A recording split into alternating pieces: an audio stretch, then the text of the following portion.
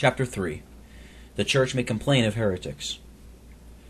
The same author argueth against the Church's instigating of the magistrate against men for matters of conscience. Number 1. Ministers are not armed with force, and it is not fit they should favor per alios, stir up the magistrate against others. The magistrate is the minister of God properly for wrath, but it is fit for ministers to say as Christ, I came not to destroy, but to save alive. Answer. The author saith the question is not of transmitting of such things to the magistrate as belong to manners, but to conscience, as if an heretic failed against no manners. Yet all his arguments prove that ministers should not complain to the magistrate of ill manners and the scandalous conversation of any, and this he instanceth from the example of Christ, who, in John 8, would not accuse a woman of adultery. Secondly, the magistrate is as properly the minister of God for good, for the praise of well-doing, as the minister of God for wrath. And if the Church should tell the magistrate his duty, as watchmen should do, to all under their care, Ezekiel 3, verses 16 through 19, magistrate or other, if the magistrate spare the life of a murderer, the watchmen are unfaithful. If they complain not openly and tell the magistrate he does not his duty, and upon the same ground, if the magistrate must coerce with the sword, seducing wolves and Jezebels, the pastors ought to admonish him.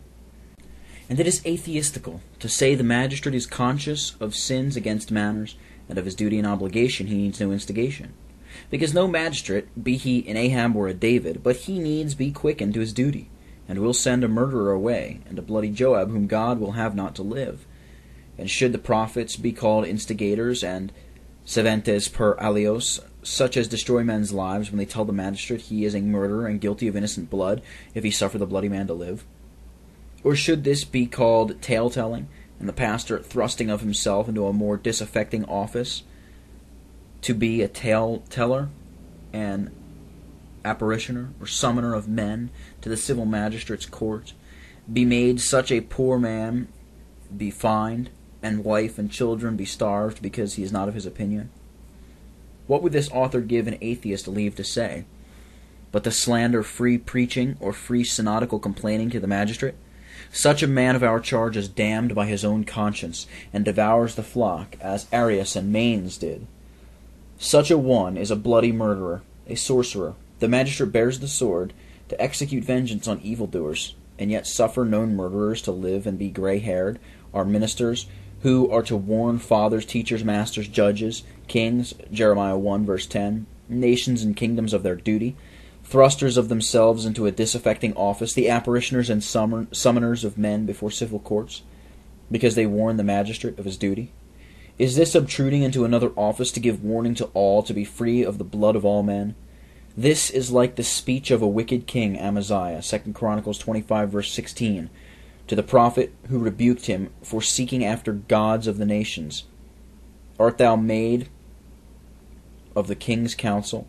Forbear, why shouldest thou be smitten?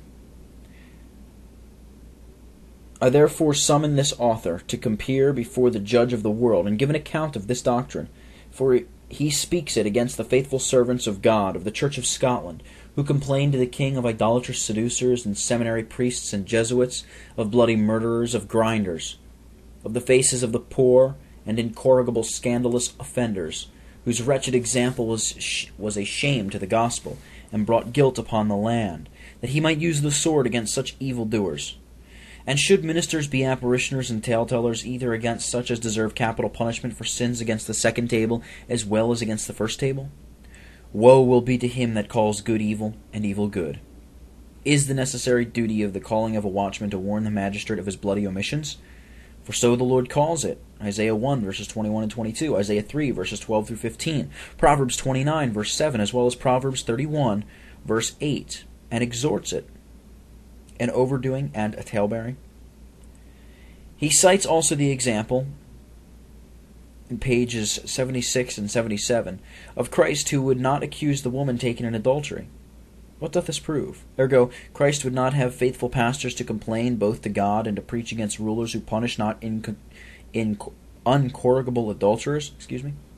Christ would not accuse her, he would not judge her. Ergo, the judges under the New Testament, who accuse and judge and condemn adulterers, are not followers of Christ.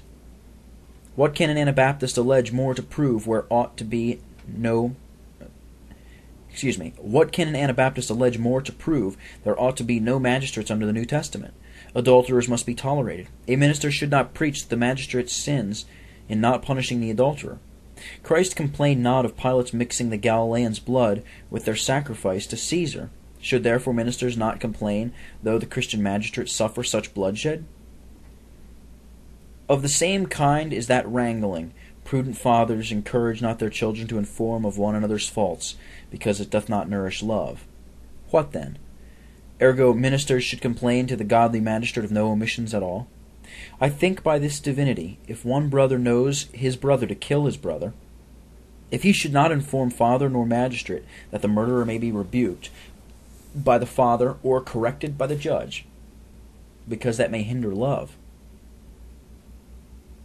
But let this wrangler answer, whether it be more real love to the murderer's soul to inform against him, and more glory to God, more peace to the family, or to be silent and let his brother run to hell, and wrath lie upon the whole land.